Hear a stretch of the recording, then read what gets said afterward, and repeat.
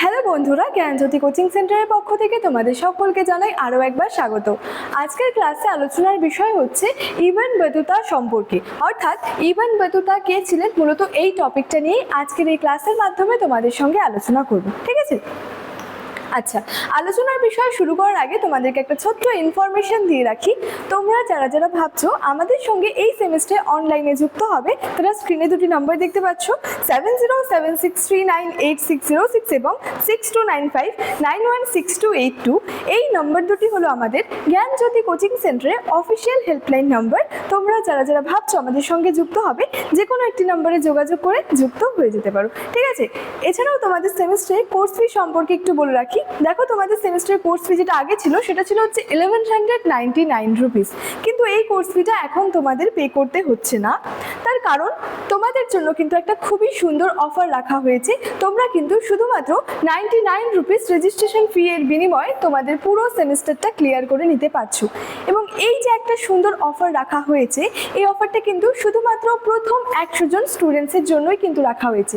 অর্থাৎ সেকেন্ড সেমিস্টারের প্রথম 100 জন, ফোর্থ সেমিস্টারের প্রথম 100 জন এবং সিক্স সেমিস্টারে প্রথম 100 জন স্টুডেন্টসের জন্য এই অফারটা রাখা হয়েছে। ঠিক আছে? আচ্ছা, এই ছিল ইনফরমেশনের বিষয়। এবার আলোচনার বিষয় শুরু করছি। আচ্ছা, মূলত আজকের ক্লাসে আলোচনা করব ইবন বতুতা সম্পর্কে এবং তাকে নিয়ে একটা সংক্ষিপ্ত আলোচনা কিন্তু তোমাদের সঙ্গে করব। ঠিক আছে? আচ্ছা, প্রথমে দেখো কি বলেছে, যে আফ্রিকার মরক্কোর জাঞ্জিবারের বাসিন্দা ছিলেন ইবন বতুতা এবং তিনি ছিলেন মধ্যযুগের একজন অসামান্য পণ্ডিত। অর্থাৎ এই ইবন বতুতা হচ্ছে মধ্যযুগের একজন পণ্ডিত ছিলেন, যিনি হচ্ছে আফ্রিকার মরক্কোর কিন্তু যে জাঞ্জিবারের আর কি বাসিন্দা ছিলেন। আচ্ছা, তারপরে বলেছে দেখো, 1333 খ্রিস্টাব্দে তিনি দিল্লির সুলতান মোহাম্মদ বিন তুগলকের আমলে ভারতে আসেন এবং এদেশে প্রায় 10 বছর অতিবাহিত করেন। অর্থাৎ এই যে ইবন বতুতা ভারতে এসেছিলেন, মূলত কার আমলে ভারতে এসেছিলেন? যে দিল্লির সুলতান মোহাম্মদ বিন তুগলকের আমলে এই ইবন বতুতা ভারতে এসেছিলেন। ঠিক আছে? আচ্ছা, কবে এসেছিলেন? মূলত যে 1333 খ্রিস্টাব্দে ইবন বতুতা কিন্তু যে দিল্লির সুলতান মোহাম্মদ বিন তুগলকের আমলে ভারতে এসেছিলেন এবং ভারতে তিনি প্রায় কিন্তু 10 বছর আর কি যে অবস্থান করেছিলেন বা অতিবাহিত করেছিলেন। ঠিক আছে? আচ্ছা, বলেছে প্রথম ইবন বতুতা প্রথম 5 বছর মোহাম্মদ বিন তুগলকের দরবারে কাজীর দায়িত্ব পালন করেছিলেন। তাহলে তিনি তো মোট 10 বছর আর কি ভারতে অতিবাহিত করলেন, ভারতে থেকেছিলেন 10 বছর। তো প্রথম 5 বছরে ইবন বতুতা কি করেছিল? যে মোহাম্মদ বিন তুগলকের দরবারে কাজীর দায়িত্বটা কিন্তু পালন করেছিল। ঠিক আছে? আচ্ছা, তারপরে বলেছে ভারতে থাকার সময় তিনি এদেশের বিভিন্ন স্থান ভ্রমণ করেন। তাহলে তিনি ভারতে বেশ কয়েক বছর অতিবাহিত করেছিলেন। তো এই সময়কালে কিন্তু তিনি ভারতের বিভিন্ন স্থান কিন্তু যে ভ্রমণ করেছিলেন। ঠিক আছে? এবার বলেছে ইবন বতুতা তার ভারত ভ্রমণের যে অভিজ্ঞতা, সেটার ভিত্তিতে কিতাব উল রাহেলা নামে একটি কিন্তু গ্রন্থ রচনা করে। এই জায়গাটা কিন্তু খুবই গুরুত্বপূর্ণ। ঠিক আছে? তাহলে ইবন বতুতা বেশ কয়েক বছর ভারতে ছিলেন এবং এই সময়কালে তিনি কিন্তু ভারতের বিভিন্ন জায়গায় কিন্তু ভ্রমণ করেছিলেন এবং তার যে ভ্রমণ সংক্রান্ত যে অভিজ্ঞতা, সেটা লিপিবদ্ধ করেছিলেন মূলত তার এই কিতাব উল রাহেলা নামক গ্রন্থটিতে। ঠিক আছে? আচ্ছা, তারপরে বলেছে দেখো, ভারতের সুলতানি যুগের বিশেষ করে মোহাম্মদ বিন তুগলকের আমলের ইতিহাস জানার জন্য এই গ্রন্থটি কিন্তু খুবই গুরুত্বপূর্ণ।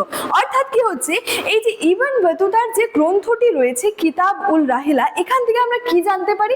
এখান থেকে আমরা কিন্তু মূলত ভারতের সুলতানি যুগের যে ইতিহাসটা রয়েছে সেটা কিন্তু জানতে পারি। বিশেষ করে কার আমলের ইতিহাস? মোহাম্মদ বিন তুগলকের আমলের ইতিহাস। তার কারণ কি? কারণ এই ইবন বতুতা কিন্তু মোহাম্মদ বিন তুগলকের আমলে ভারতে এসেছিলেন। তো মূলত ইবন বতুতার যে ভ্রমণ সংক্রান্ত যে অভিজ্ঞতা, যেই গ্রন্থটির মাধ্যমে তিনি লিপিবদ্ধ করেন, সেই গ্রন্থটি থেকে আমরা তো সুলতানি যুগের ইতিহাসটা তো জানতে পারছি।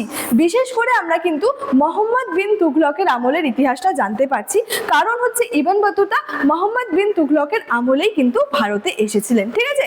আচ্ছা, এর সাথে সাথে এটাও বলা যায় যে এই গ্রন্থটি থেকে আমরা কিন্তু যে ভারতের অর্থনৈতিক, সামাজিক এবং রাজনৈতিক ইতিহাসেরও কিন্তু বহু তথ্য পেয়ে থাকি।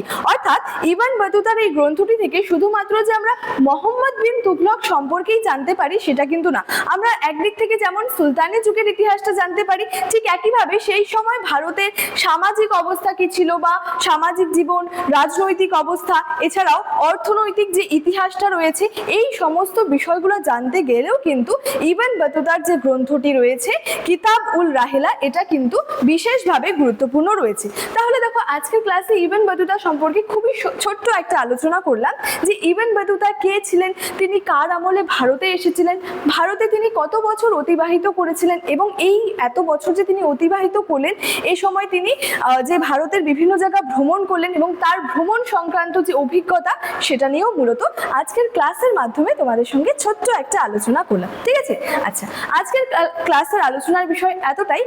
দেখা হচ্ছে পরবর্তী ক্লাসে। Thank you so much, thanks for watching.